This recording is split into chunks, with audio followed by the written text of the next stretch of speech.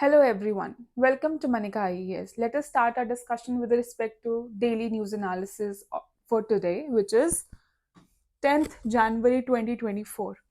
Let's first look at the topics that we are going to discuss in today's video. So the first topic that we'll be taking up will be National Clean Air Program. Here we'll also be discussing about particulate matter 2.5 and 10. Then we'll take up the analysis of Project Tiger.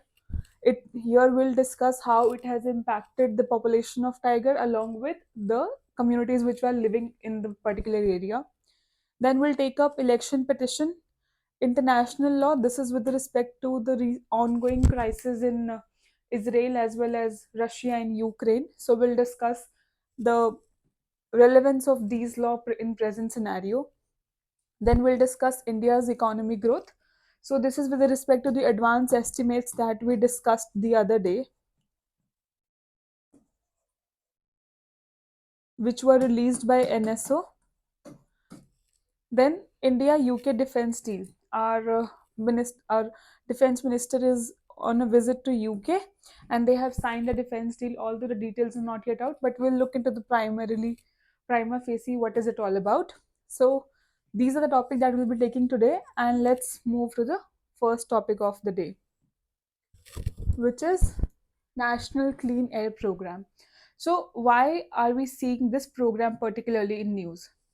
See, if you see this organization, Respire Living Sciences and Climate, they have revealed a report, they have released a report which says that out of the 45 cities of which they were monitoring the data of the last 5 years, 27 show the sign of decline in PM2.5.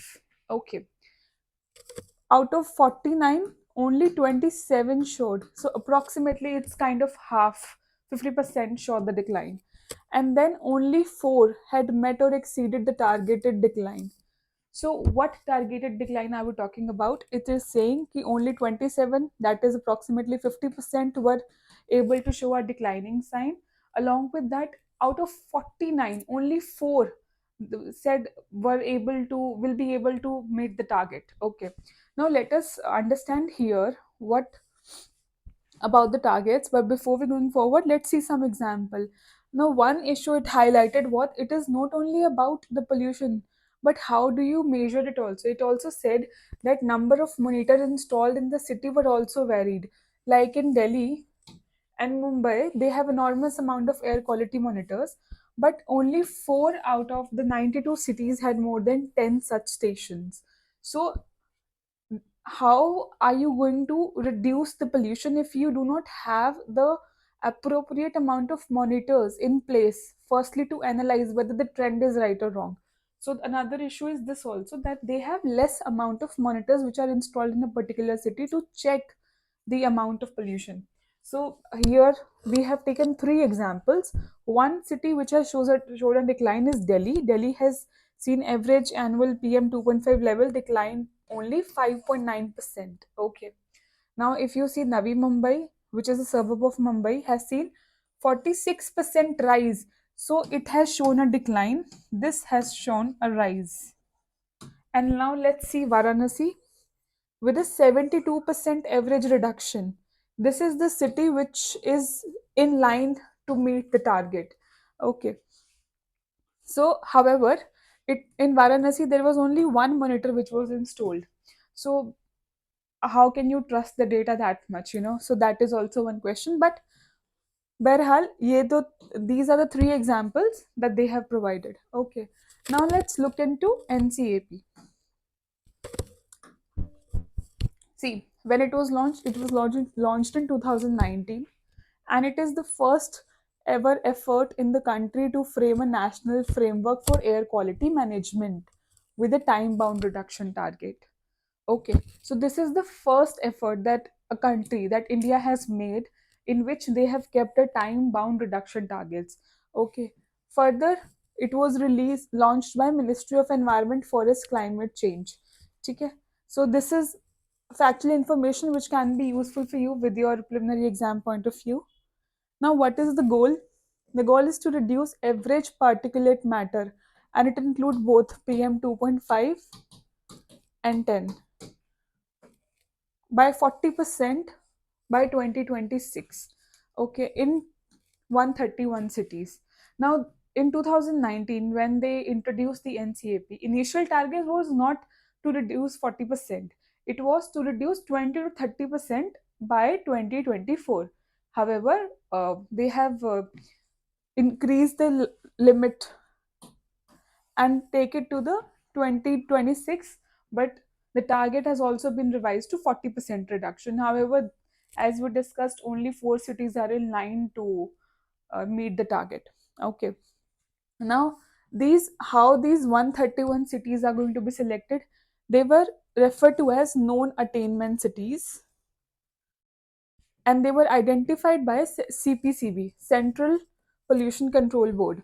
Okay, so they are the cities that fallen short of the National Ambient Air Quality Standards (NACS).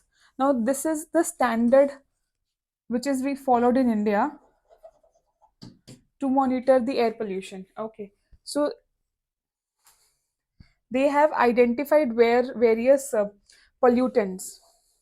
So list of pollutants are PM10, PM2.5, SO2, NO2, carbon monoxide, ammonia, ozone, lead, benzene, benzopyrene, arsenic, and nickel. Now this is important if you can just remember like which all pollutants is covered under NAC, because once UPSC has asked this question. So this was about NCAP. Now let us have a discussion with respect to PM2.5 and PM10. This is very important for your understanding as well, and for for your exam point of view as well. So if you see, let's discuss what is PM2.5. See, as the name indicate, the size is 2.5 micrometers or smaller in diameter. So if you want to take an idea how much is it, it is one third of a thickness of a hair. So that's small it is. And if you say PM10, it is the 10 micrometers or smaller in diameter. So these are the size variants. Now if you see the sources of PM 2.5 are fine particles such as vehicle exhaust, industrial emissions, and combustion processes.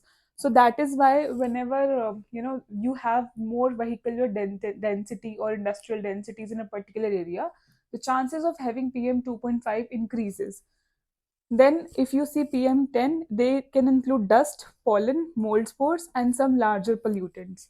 Okay, and then we'll discuss their ill effects, how they're going to affect. So, they are more concerning for human health because they can penetrate deep into the lungs and they can even enter the bloodstreams. So, that's why PM2.5 are more dangerous because they can penetrate into the deeper lungs. However, when you talk about PM10, they only affect the upper respiratory system. They do not penetrate deep into the lungs, and they irritate eyes, nose, and throat. Okay, so it can lead to cardiovascular disease.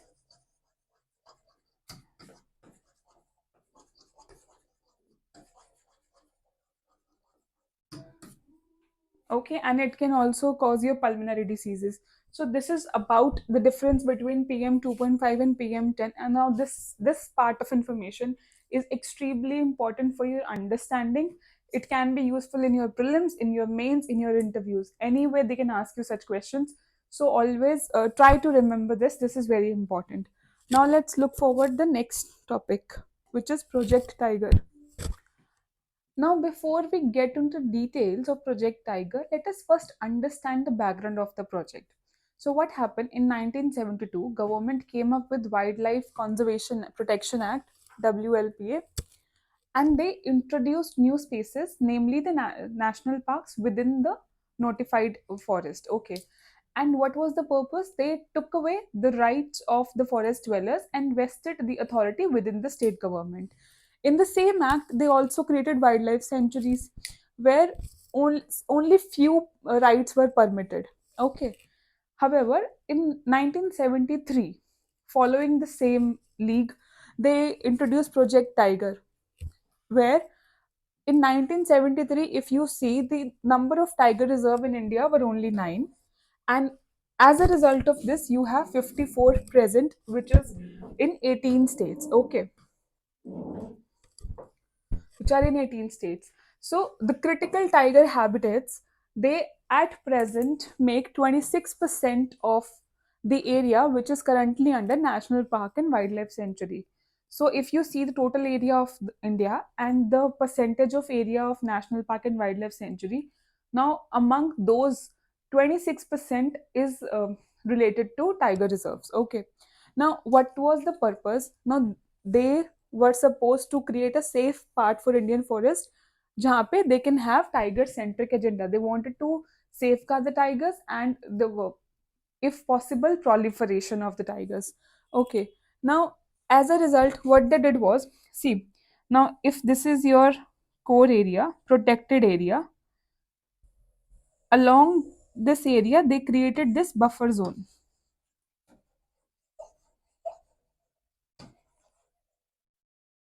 where they wanted that, you know, people plus non-forest people can also stay. That means they allowed forest level dwellers to come into this. However, despite of this provision, it led to enormous amount of displacement of people who were actually living in the forest. And what we are referring to here are tribals. Okay, so this led to huge number of displacement of people. This was one fallback of your Project Tiger. Okay, now let's see what happened next.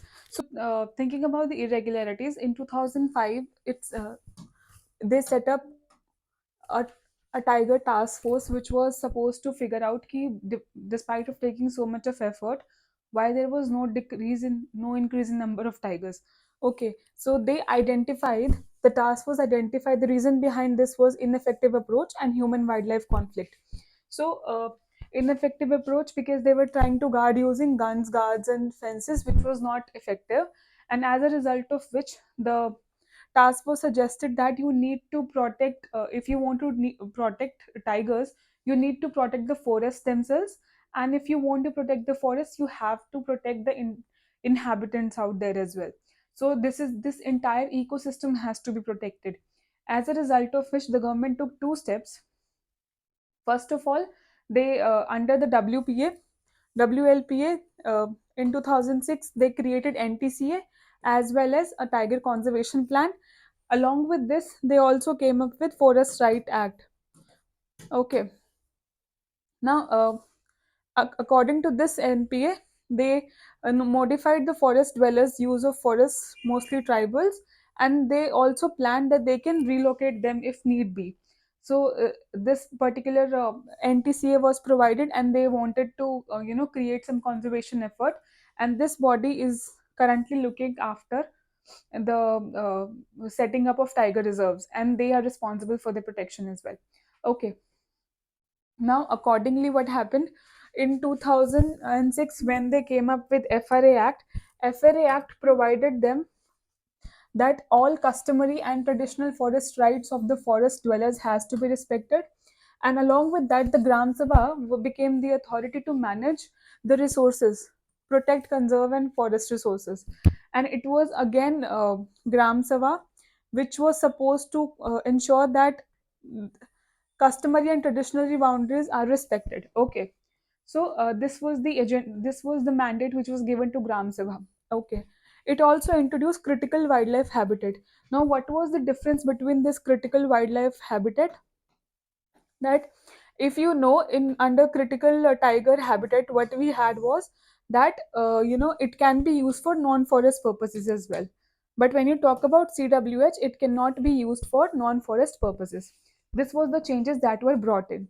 So in 2007, what was the issue? If after all that issue was in 2007, when NTA came into being, it asked the chief wildlife wardens to submit a proposal to delineate the tiger reserves, as a result of which the government announced 26 tiger reserves in 12 states.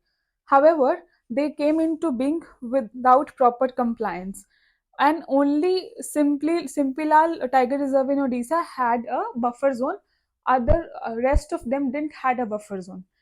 However, in 2012, those were established after the intervention from the Supreme Court. Okay, so this was with respect to the NTC and its functioning. So when, if you see India Tiger Conservation Plan, it needed to ensure agriculture, livelihood, development, and interest. This was the mandate. Okay. So, along with that, buffer area outside the CTH was supposed to promote human animal coexistence.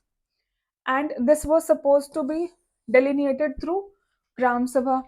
However, when this all this thing was expected to be done, लेकिन जब tiger reserve को they notified the tiger reserve, they it was done without fulfilling these requirements. Okay. And the government didn't even obtain informed consent from the forest dwelling uh, and tribal communities. So this was the issue, that when they brought in the tiger reserve, despite of the law, they didn't meet the mandate of consultation with the Gram Sabha as well as the forest dwellers. So this was the problem. Now, if you see, the WLPA also said that relocation and rehabilitation can be done. It provided for those things, and it also set standard that if you want to relocate the communities from there, if you want to rehabilitate those community, it has to be done with consent of both the parties, like the government and the dwellers. At the same time, they have to provide them with the financial assistance. They have to help in rehabilitation. The government has to help in rehabilitation. Along with that, the government also need to provide them the 2x the price of land, as well as they need to under this LAAR, that is right to fair compensation, transparency in land acquisition, rehabilitation, resettlement act. So they had the right to fair compensation, which was not done by the government. So these were all the loopholes which were there uh, in the implementation, if you call it as. So these were the loopholes in the implementation. Okay, so this was about the Project Tiger. Election petition was in news because the Madras High Court were listening to a PIL with respect to a case where it is claimed that four MPs and a few MLAs, they contested the election using the symbols of some other party, some other recognized party, which leads to malafide. So the High Court has rejected the plea and said that the matter related to election can only be questioned in election petition. They cannot be questioned in a writ petition. Okay, so in this respect, we need to know what are the constitutional provision with respect to the election petition. So let's look into this. See, the constitutional provision says Article 329B of a constitution says that if there is any matter related to the election to parliament or the state legislative assembly, it has to be dealt by the election petition only.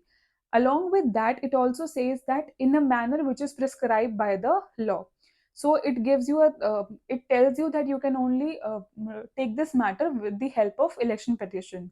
However, it is Representation of People Act section 80A of 1951, which says that it is the High Court which is the authority to receive such a petition. So where Constitution provides for election petition, it is the RPA which provides that the authority has to be High Court of the state concerned. Okay. Now it also says that the petition that can be filed should be filed within 45 days of the announcement of the poll results. So, and it also says that the RPA also provide that you need to that the court are mandated to deliver a judgment within a span of 6 months. However, the irony is it take longer than 6 months, so it take approximately years. Okay. So, and further, the High Court should notify the Election Commission and the speakers of the House with respect to their judgment. So, this was the procedure and provision with respect to election petition.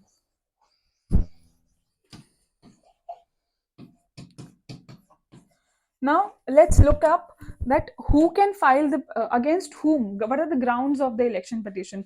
See, the grounds of election petition are given under section 100 of the RPA of 1951. It says that election petition can be filed on one or more. It can be filed on one or more than one ground of the following nature. Like if you find that the person who is contesting is ineligible, and second, if the person is involved in any sort of corruption activity, it can be bribe, it can be any sort of boot capturing, it can be any attempt to deliberately change the nature of the votes. And also, if a candidate asks the people to not vote on the basis of religion, region, or grounds, or caste, etc., this also attempts to corruption. Okay. Improper acceptance of any nomination, that the nomination which was given was improperly accepted, by improving, receiving, refusing, rejecting any vote. Then violation, if that person is violating any constitutional provisions or provisions under RPA, then that also amount to calling for the election petition. Okay, these were the grounds of the election petition. Now let's see the next topic, which is international law. See, election petition is important. If you see your preliminary exam, since it was in news, you must know the constitutional provisions, the provision with respect to the RPA, as well as the grounds. That's the basic that you need to know. Now, this topic was in news because on the background of Russia-Ukraine war as well as the Israel war. So the article is particularly arguing that the relevance of the UN Charter in the present time, because UN is a body which was established to have a peace and stability in the society. So it says that the Charter 2 Clause 4 of United Nations is specifically prohibits any sort of force in the international relation. So what is the current issue? The article is arguing that what is the current issue with respect to the UN Charter, that we are still facing these issues. The current issue being, it says the unthoughtful assumption. The first is saying is unthoughtful assumption that the member of the Security Council are going to abide by this even after the World War II. That was one thing. Second, it's saying the structural deficiency, that we understand you have some norms in place, but you do not have any sort of enforcing agencies. Say, for example, in normal day-to-day life, police is your enforcement agencies, right? However, when you talk about international law, you do not have any sort of such enforcing agencies. You do have courts, but courts are for remedies, not for enforcement. So this is another thing. Then poor compliance, as we can see, the people are not deliberately, the countries are not complying by the law.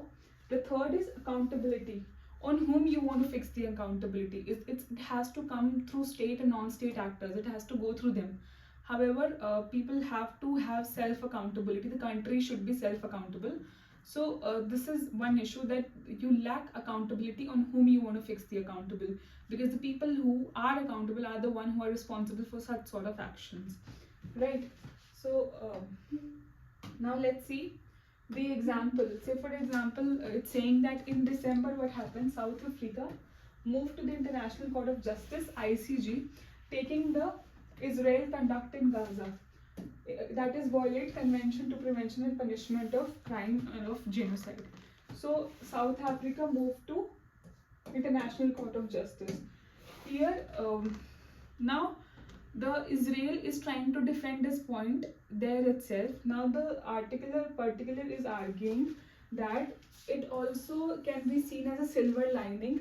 Then imagine you do not have the UN at that time, and you do not even have ICJ. What is going to happen because of that? The thing is going to be that Israel would not have been questioned also, and the things which have been much worse, it would have been robbed, many other countries would have been robbed in. So understandably, this is understandable that it lacks enforcement mechanism. There are sort of accountability issues, challenges. However, the presence of the body itself act as a deterrent for somebody to not take, there is a place where you can actually question them. So despite there is no universal compliance with international law, especially international humanitarian law, there is a universal aspiration towards compliance. So the world needs more, not less, of fair international law to constrain expansionist properties. This was about your international law. Okay. Now let's move towards the next topic, which is India's economic growth. So the other day we discussed that the advanced estimates were with respect to Indian economy were out by NSO. Okay. Now it is saying that it is projecting Indian economy at 7.3% for this year, GDP. Now this is your GDP. However, overall GVA growth is slowing to 6.9% from 7% in 22-23. So GDP is growing from 7.2% to 7.3% in this year from the previous year. However, GVA is slowing down from 7% to 6.9%. So if you know that GVA is equal to GDP plus subsidies minus taxes. So this essentially implies that there is no expansion in the economy as such. However, it can be possibly due to rise in the taxes. So this is the thing that the article wanted to highlight, and it's also say that this is aspirational, this is ambitious number. The actual number, when the real estimates will come out, might be less. Now they say the agriculture, livestock and forestry and fishing sector, okay, which is your bedrock of rural economy and the largest providers of work. You know, more population is engaged in this side of actor, the sector. The second largest generator of economic value, will see expansion by 1.8%. Now this is again which is projected by NSO. तो basically NSO project करा है कि agriculture, fishery, forest और livestock sectors के अंदर they're going to be an expansion of 1.8%, which is slowest in the 8 years, and it is less than half of 2020-23 in which it was 4%. So last year 4% expansion था, इस बार projected है 1.8%, and the article is further saying it is also expected the real expansion would be much less because there is an estimated shortfall in the kharif crop and there is lag in rabi sowing. So these can be the reason. ठीक है? Again, when it comes to services economy, the omnibus trades, hotel, transport, communication, broadcasting sector, which is a large provider of job, is estimated to grow at 6.3%, which is again a fall of 14%. In last year it was about 18%, 18 to 20%. So this is the present present state of economy. And if you're talking about the demand side, the private final consumption expenditure, which is the largest component of GDP, is projected to grow at slowest in the non-pandemic expansion year in more than 20 years. So private final consumption is expected to decrease 4.4% पे, ठीक है? तो private जो spending हुआ है, it is at 4.4%, which is the slowest since the pandemic. Okay, now it's saying what is the reason for the rural economy? The reason for the rural economy is impact of monsoon and demand for producer for a range of goods has not been kicking up again. ठीक है? So एक तो आपका monsoon की वजह से supply कम है, then demand is also reduced. These are the two things.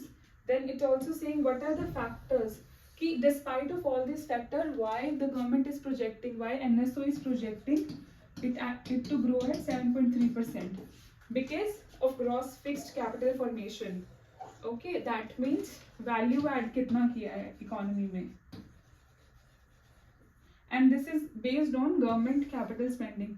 It has improved because government capital spending has improved. So that is why the figures are optimistic, but we are yet to see how it is going to be. Now the last topic of the day is India-UK defense deal. What is the context? India and our defense minister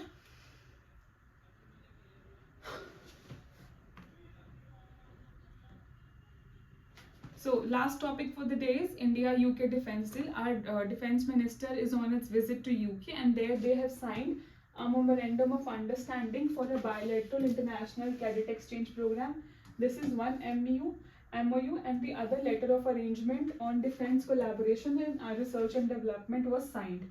Okay, now this was the first visit to UK in the last 2 decades, and also the counterpart of the UK said that relationship between UK and India is not transactional. It is they are very natural partners. Okay, because they have shared goals. Now this is a statement that can be used in your mains answer writing. If there is a question on India-UK relations. Now about the news is, along with this memorandum of understanding, they have also signed like Defense Science and Technology Laboratory. The MOU also, in the letter of exchange also include this. However, the details of this agreement are not yet out. Once they'll be out, we'll be discussing them in detail. So till then, have a nice day. Take care. If you have any questions, any doubt, you may please ask in the comment section below, and you can get the PDF from your Telegram channel. Thank you.